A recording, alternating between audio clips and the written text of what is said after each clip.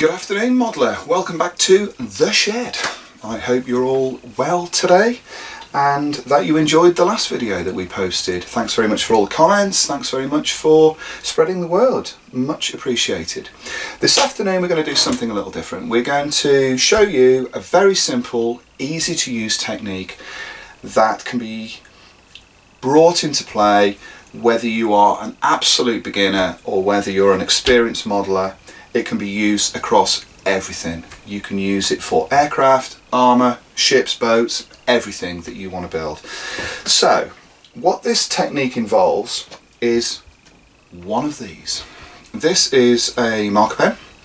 It's made by Curricular and it is a double-ended pen. It has a fine tip on one end and it has a large marker on the other end. Now, I'd like to take credit for this technique, but it's not my idea.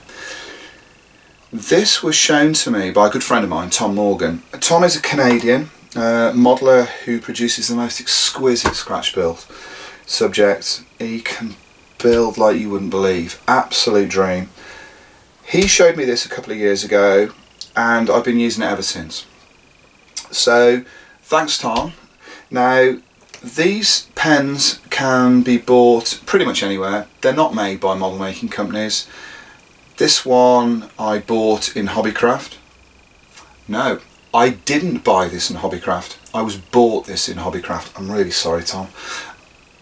This is something that they had on sale. It's only a couple of quid. Tom suggested I use it and I've pretty much used it ever since. So you can get it from all sorts of art shops. You can certainly get it from the major retailers, Hobbycraft, those kind of places. You could probably get them online as well.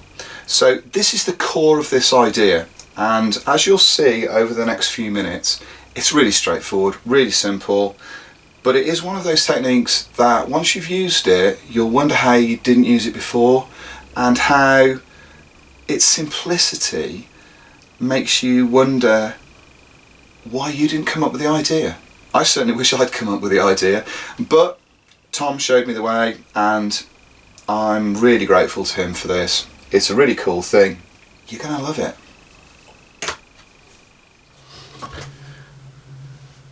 Okay, the first thing that I use this technique for is to mark out sink marks. I hope you can see these. On the top of the wing there's some quite heavy sink marks running underneath where the wheel bay is on this privateer wing.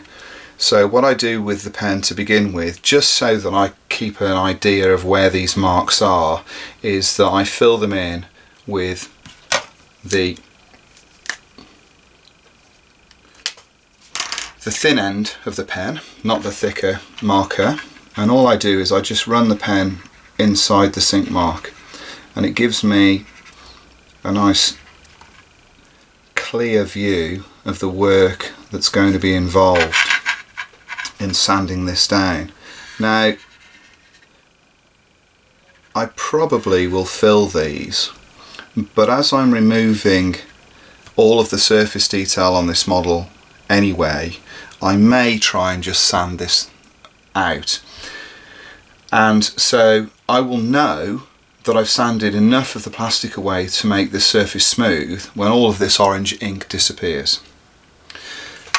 That works in exactly the same way along the seams that run underneath and also along the leading edge of this model. Now, the step here is quite heavy along the length of these parts. This wing is from a 30-odd-year-old kit, so it's not going to be perfect, and it certainly isn't. So what I do is I run the pen along the seam all the way along, creating a nice orange line. And then once that's in place, you can also do it on the other side along the trailing edge as well, but for now we'll just concentrate on this leading edge. Put the cap back on the pen. Then, using a flexi file, this is fitted with a relatively heavy grit, I then start to remove material.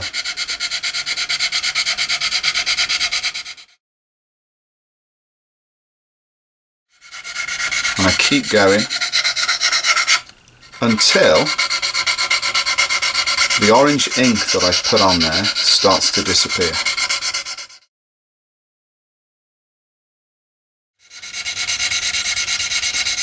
Now, this is where this technique becomes really useful, because once the orange ink has completely disappeared from the surface of the plastic, you know that that joint is completely smooth. If it wasn't completely smooth, you would have the ink still sat in either a crack in the plastic or in some smaller surface imperfections. But as you can see here, there's virtually no orange ink there at all, which means this part of the cleanup is almost ready to be polished out. Using a sanding sponge, go back over it, and the orange ink is virtually gone. This is a finer sanding sponge, so go back over it again, polish it out, and I know that that joint is now perfect. What this does is it allows you to almost check and prime without having to paint the model, because you can work on this all the way through the process by checking it with this ink. As you're cleaning it up and the ink's disappearing, you know that those seams are going to be perfect. They're not going to need any further adjustment once you get to the painting table and you start to apply a camouflage finish or a gloss finish on a car, anything like that.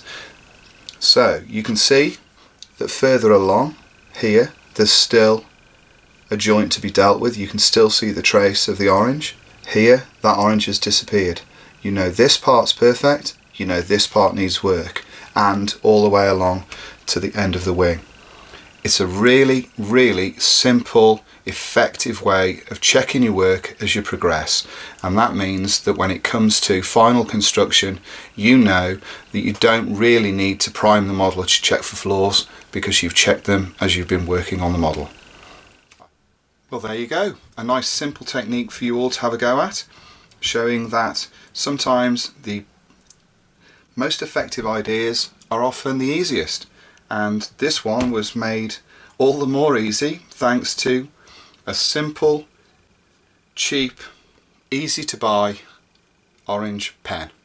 I really hope you get something from this. I really hope you give it a try, and hopefully I'll see you next time. Take care. Bye now.